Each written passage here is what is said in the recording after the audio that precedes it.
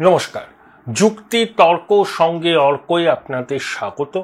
আপনাদের সঙ্গে আমি অর্কপ্রভ সরকার। দেশ জুড়ে এবং পাকিস্তান জুড়েও এখন ভারতের প্রত্যাঘাতের সম্ভাবনা নিয়ে আলোচনা চলছে। সবার আগে বলে রাখি যে রাষ্ট্রপুঞ্জে ভারতবর্ষ পাকিস্তানকে রোগ স্টেট বা দুর্বৃত্ত রাষ্ট্র বলে চিহ্নিত করেছে। 29 তারিখ থেকে 30 তারিখ দফায় দফায় প্রধানমন্ত্রীর সঙ্গে বৈঠক হচ্ছে। প্রথমে CDS chief of defence staff, 3 বাহিনীর প্রধান, প্রতিরক্ষা মন্ত্রীর সঙ্গে প্রধানমন্ত্রী বৈঠক করেছেন। তারপর সংঘ প্রধান মোহন ভাগবত এই প্রথমবার প্রধানমন্ত্রীর লোক কল্যাণ মার্গের বাসভবনে এলেন। অমিত শাহ এসেছিলেন, তাদের সঙ্গে বৈঠক হয়েছে। 30 এপ্রিল সকালে ক্যাবিনেট কমিটি অন সিকিউরিটি, তারপর cabinet committee on political affairs, তারপর cabinet committee on economic affairs এর বৈঠক। ভারত সরকার সেনাবাহিনীকে পূর্ণ স্বাধীনতা দিয়েছে কখন তারা সমুচিত জবাব দেবে পাকিস্তানকে। ইতিমধ্যে পাকিস্তানের তথ্য সম্প্রচার মন্ত্রী জানিয়েছেন যে 48 ঘন্টার মধ্যে ভারত নাকি আক্রমণ করবে। এখন প্রশ্ন হচ্ছে, ভারত পাকিস্তান আক্রমণ করবে না, যেটা করবে নন স্টেট অ্যাক্টরদের ঘাঁটিকে গুড়িয়ে দেবে এবং তাদের মদতদাতাদের মেরুদণ্ড ভেঙে দেবে। এমন জবাব দেয়া হবে যেটা এই যে জঙ্গিরা এবং জঙ্গিদের মদতদাতারা তাদের দূরতম কল্পনাতেও আন্দাজ করতে পারছে না। একটা খবর আপনারা নিশ্চয়ই দেখেছেন যে পেহেলগামের জঙ্গি হানার পিছনে পাকিস্তানের যোগ স্পষ্ট হয়েছে। হাসিম মুসা, যে স্পেশাল সিকিউরিটি গ্রুপের প্যারা কমান্ডো ছিল, তাকে সম্ভবত পাক সেনা লোন হিসাবে দিয়েছে জঙ্গিদের। সেই লস্করে তৈবার একজন বড় অপারেটিভ এবং সীমানা পার হয়ে এসে পেহেলগামের বৈশাল ভ্যালিতে যে হত্যালীলা চালিয়েছে জঙ্গিরা, সেই জঙ্গি দলে এই মুসা ছিল। সে পাক সেনার আধিকারিক। এরপরে তো আর নতুন করে প্রমাণ করার দরকার হয় না যে পাকিস্তানের হাত ছিল না। পাকিস্তান একটি দুর্বৃত্ত রাষ্ট্র এবং টেরোরিজম, এক্সট্রিমিজম এন্ড অর্গানাইজড ক্রাইমের এপিসেন্টার। আমি বারবার করে একটা কথা বলি যে আমরা তথ্য প্রযুক্তি রপ্তানি করি, মেধা সম্পদ রপ্তানি করি, আর পাকিস্তান রপ্তানি করে সন্ত্রাসবাদ। আমাদের জিডিপির পরিমাপ হয় আর্থিক বৃদ্ধি দিয়ে, পাকিস্তানের জিডিপির পরিমাপ হয় মৌলবাদ দিয়ে। এটাকে আশা করি বিশ্বের সমস্ত মানুষ এটা এখন বুঝতে পেরেছেন এবং তাদের সামনে প্রমাণ হিসাবে আমরা বহু তথ্য দিয়েছি। পাকিস্তান বলছিল না যে একটা আন্তর্জাতিক তদন্ত হোক। 26/11 ঘটনার পর আমরা প্রচুর প্রমাণ নথি পাকিস্তানের হাতে তুলে দিয়েছিলাম, কিন্তু পাকিস্তান সেই চিরকালীন স্টেট অফ ডিনায়াল। হাফিজ সঈদ এখনো আছেন, জাকিউর রহমান লখভি এখনো নিরাপদ আশ্রয় আছেন পাকিস্তানে। এমনকি মুম্বাই হামলার প্রধান মাস্টার মাইন্ড দাউদ ইব্রাহিমকে করাচির ক্রিফটনে লুকিয়ে রেখেছে পাক সেনা আইএসআই। এবং পাকিস্তানের প্রতিরক্ষা মন্ত্রী শিয়ালকোট থেকে দীর্ঘ 3 দশক ধরে তিনি পাকিস্তান সেনেটে নির্বাচিত হন। খাজা আসিফ কি বলেছেন স্কাই টিভিকে দেওয়া সাক্ষাৎকারে? We have been doing this dirty things for the 3 decades। এবং ভারতবর্ষে রাষ্ট্রপুঞ্জের প্রতিনিধি এই বিষয়টাকেই উল্লেখ করে বলেছেন, এর থেকেই প্রমাণিত হয় যে পাকিস্তান জঙ্গি জিহাদিদের অভয়ারণ্য, পাকিস্তান রোগ স্টেট, দুর্বৃত্ত রাষ্ট্র। এখন প্রশ্ন হলো, ধামাকা কিন্তু একটা হবে। তার আগে কূটনৈতিক স্তরে ভারত নিজেদের পক্ষে জনমত সংগ্রহ করবে। রাষ্ট্রপুঞ্জের মহাসচিব আমাদের বিদেশমন্ত্রী জয়শঙ্করকে ফোন করেছিলেন, পাক প্রধানমন্ত্রী শাহবাজ শরীফকে ফোন করেছিলেন। তিনি উত্তেজনাকে ডিএসকালেট করার কথা বলেছেন। একই কথা বলছে চীন, একই কথা বলছে ইরান, একই কথা বলছে সৌদি আরব। প্রশ্ন হলো, আমরা তো আর এসকালেট করিনি, ডি এসকালেট করার যে দায়িত্ব সেটা পাকিস্তানকে নিতে হবে এবং পাকিস্তানকে জঙ্গি জিহাদিদের পরিকাঠামো এবং তাদের মদত দেয়া চিরকালের জন্য বন্ধ করতে হবে। পাকিস্তানের সেনাপ্রধান আসিম মুনির হচ্ছেন নাটের গুরু। কয়েকদিন আগে ইসলামাবাদে প্রবাসী পাকিস্তানিদের সমাবেশে আসিম মুনির যেভাবে বিদ্বেষপূর্ণ বক্তব্য রেখেছেন, যেভাবে দ্বিজাতি তত্ত্ব কতটা প্রাসঙ্গিক সেটা বলেছেন, কেন হিন্দু মুসলমান সহাবস্থান হতে পারে না সে কথা বলেছেন, তার কয়েকদিন বাদেই পেহেলগামের এই হানা এটুকুই প্রমাণ করে যে আপনারা ক্রোনোলজিটা বুঝুন। আসিম মুনির ঘরে বাইরে প্রবল চাপের মধ্যে, তার পাক সেনাবাহিনীতে বিদ্রোহ। এখন আসিম মুনির চাইছেন যে কোনো মূল্যে ক্ষমতায় টিকে থাকতে, সেই জন্য তিনি ভারতের সঙ্গে একটা ফুল স্কেল ওয়ারফেয়ারে জড়িয়ে পড়তে চান। ইতিমধ্যেই পাক সেনার দুটো F-16 বিমান ধ্বংস হয়েছে। শোনা যাচ্ছে আসিম মুনির এবং উচ্চপদস্থ সেনাকর্তারা তাদের আত্মীয় পরিজনদের বিদেশে নিরাপদ আশ্রয়ে পাঠিয়ে দিয়েছেন চার্টার্ড বিমানে করে। অর্থাৎ পাক সেনা নিজেও জানে কোনো অবস্থাতেই তারা ভারতের সঙ্গে এঁটে উঠতে পারবে না।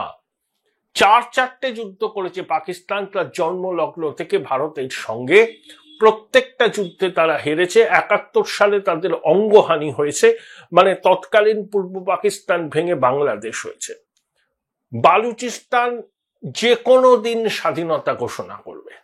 খাইবার পাখতুনওয়ায় তেহরিকে তালিবান পাকিস্তানের সঙ্গে পাক সেনার নিরন্তর সংঘর্ষ হয়।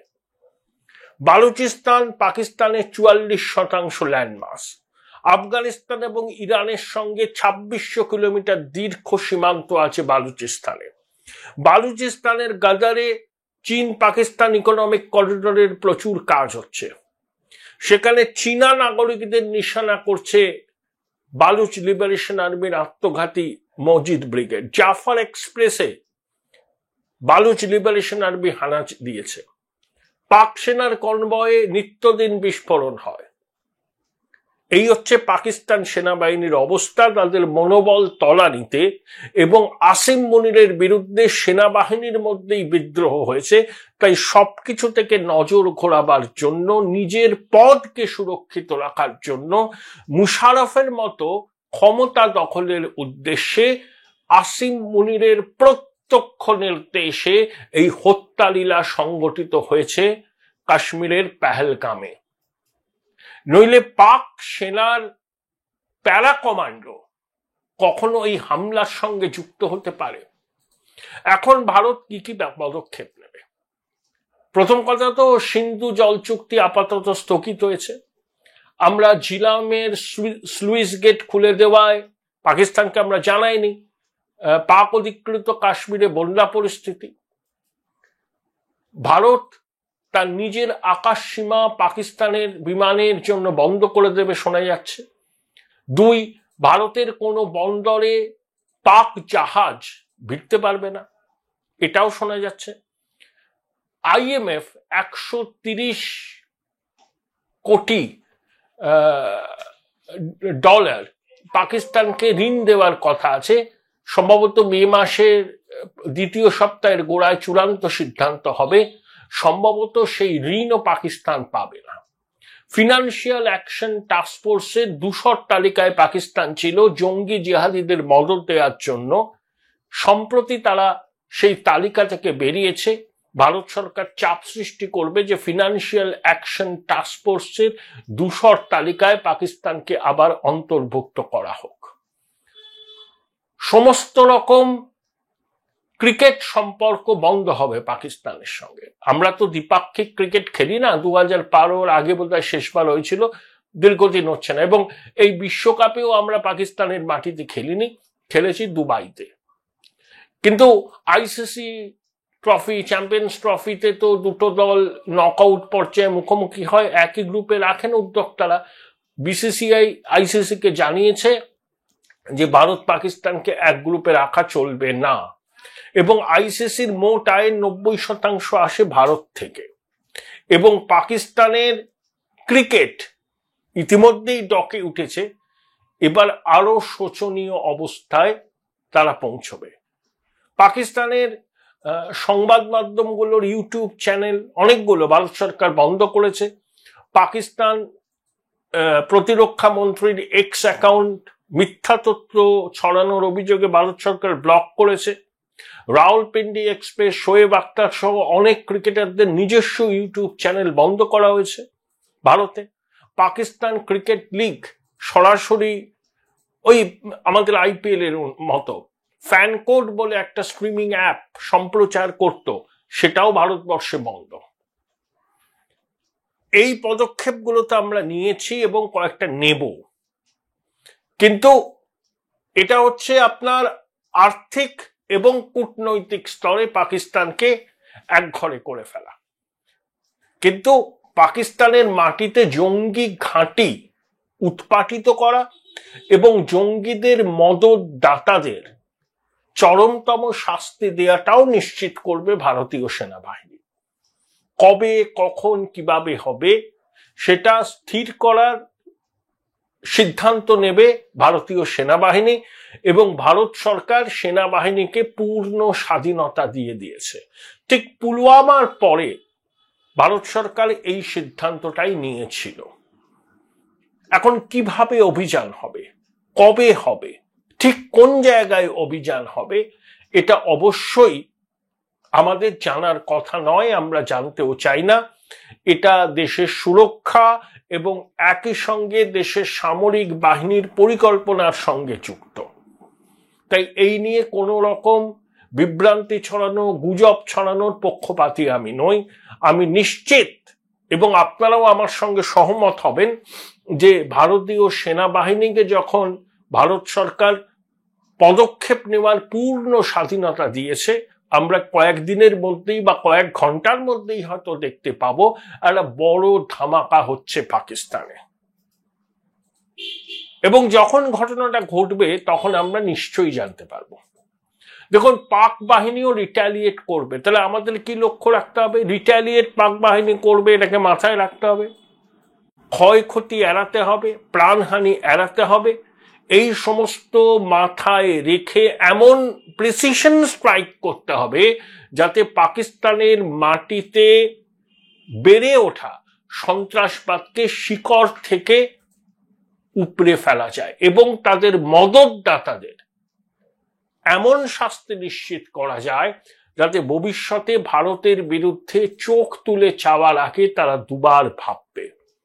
কারণ আমরা যদি এখন স্পেয়ার করি ব্যাপারটাকে, আমরা কূটনৈতিক চাপ, বিশ্বের বড় শক্তিগুলো ভারতের উপর চাপ দিচ্ছে, আলাপ আলোচনার মাধ্যমে মিটিয়ে নেওয়া, এই চাপের কাছে যদি আমরা নতি স্বীকার করি, ভারত সরকার করবে না, তাহলে কিন্তু জঙ্গি জিহাদিরা উৎসাহিত হবে, আবার তারা ভারতকে রক্তাক্ত করার চেষ্টা করবে। পাকিস্তানের লক্ষ্য হচ্ছে যে সীমানার ওদিক থেকে লাগাতার লাইন অফ কন্ট্রোল ভায়োলেট করা, লাগাতার গুলি চালানো, বিদেশি জঙ্গি ভাড়াটে জঙ্গিদের ঢুকিয়ে দিয়ে বা কাশ্মীর বা অন্যান্য জায়গায় নিরীহ হিন্দু সামরিক বাহিনীর লোকজন এদেরকে কোতল করা, যাতে আবার পাকিস্তানের বিষয়টা আন্তর্জাতিক দুনিয়ার নজরে আসে এবং আন্তর্জাতিক বা তৃতীয় পক্ষের। Join Indian Institute of Hotel Management now. Right choice, right decision. হস্তক্ষেপ চাওয়ার সুযোগ পায় পাকিস্তান। দেখুন, কাশ্মীর সমস্যা চিরকালের জন্য খতম। পাক অধিকৃত কাশ্মীর আমাদের ফেরাতে হবে, এটা আমাদের বড় চ্যালেঞ্জ, এবং ফিরবেই। পাকিস্তানের পাক অধিকৃত কাশ্মীরের সাধারণ মানুষ ইসলামাবাদ এবং রাওয়ালপিন্ডির শাসনে বীতশ্রদ্ধ, এবং সেখানে প্রতিদিন বিক্ষোভ সংগঠিত হয়, প্রতিদিন। পাকিস্তান ওটাকে বলে আজাদ কাশ্মীর, যেটা জোর করে দখল করে রেখেছে কাশ্মীরের যে অংশটা, পাকিস্তান ওটাকে তাদের ইন্টিগ্রাল পার্ট বলে বলে না। তাদের জন্য আলাদা সরকার আছে, প্রধানমন্ত্রী আছে, ইসলামাবাদ থেকে বাজেট হয়, ওখানে হাইড্রো ইলেকট্রিক উৎপন্ন হয়, আজাদ কাশ্মীর পাকিস্তানের ভাষায়, সেখানকার মানুষদের বেশি দামে সেই বিদ্যুৎ কিনতে হয়। রাওয়ালপিন্ডি, ইসলামাবাদ, লাহোরের লোকজন কম পয়সায় বিদ্যুৎ কেনে, যে বিদ্যুৎ উৎপন্ন হচ্ছে ওই পাক অধিকৃত কাশ্মীর থেকে। পাক অধিকৃত কাশ্মীরের মানুষের জীবন কি বলবো আর কি, ওটা মানুষের জীবন বলা যায় না, যেভাবে তাদেরকে ট্রিট করে রাওয়ালপিন্ডি, ইসলামাবাদ। তাই ক্ষোভ, হতাশা, ক্রোধ রাস্তায় নামছে, মানুষ প্রতিবাদ করছে। পাক রেঞ্জার্সরা কিছুদিন আগে গুলি চালিয়েছিল পাক অধিকৃত কাশ্মীরের নিরীহ নাগরিকদের উপর। বালুচিস্তান ফুটছে, যে কোনো সময় স্বাধীনতা ঘোষণা হবে। ফজলুর রহমান পাকিস্তান ন্যাশনাল অ্যাসেম্বলিতে পরিষ্কার বলে দিয়েছেন যে বালুচিস্তান আজ না হয় কাল স্বাধীনতা ঘোষণা করবে। এই হচ্ছে পাকিস্তানের অবস্থা। এবং আমরা আরো একটা জিনিস নিশ্চিত করব, সামরিক প্রযুক্তি যেন পাকিস্তানকে বিশ্বের অন্যান্য দেশ না দেয়। টার্কি দেয়, চীন দেয়, কিন্তু চীনও পাকিস্তানের উপর বীতশ্রদ্ধ, কারণ চীনা নাগরিকদের নিরাপত্তা নিশ্চিত করতে পারছে না পাকিস্তান প্রশাসন। যে সমস্ত চীনা নাগরিক চায়না পাকিস্তান ইকোনমিক করিডোরের কাজে পাকিস্তানে আছে, এবং ওই যে রাশিয়ার ওয়াগনার গ্রুপের মতো যে ভাড়াটে বাহিনী আছে, চীনা সরকার পিপলস লিবারেশন আর্মির সদস্যদের ওই রকম ভাড়াটে সৈন্য, মানে কোনো ওয়ার কন্ট্রাক্টরকে দেবে, তারা চীনা নাগরিকদের নিরাপত্তা পাকিস্তানের মাটিতে নিশ্চিত করবে। এই হচ্ছে পাকিস্তানের সামগ্রিক অবস্থা।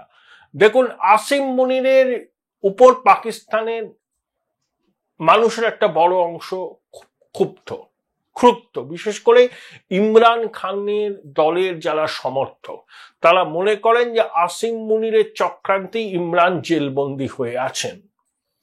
তাই আসিম মুনিরকে এই নাটের গুরু বলা হচ্ছে, এবং ভারত সরকারও প্রকাশ্যে না বললেও বিভিন্ন বিশেষজ্ঞ বলছেন যে Asim Munir is the mastermind of this incident. তাই আসিম মুনিরকে লক্ষ্যবস্তু করলে, তাকে আক্রমণের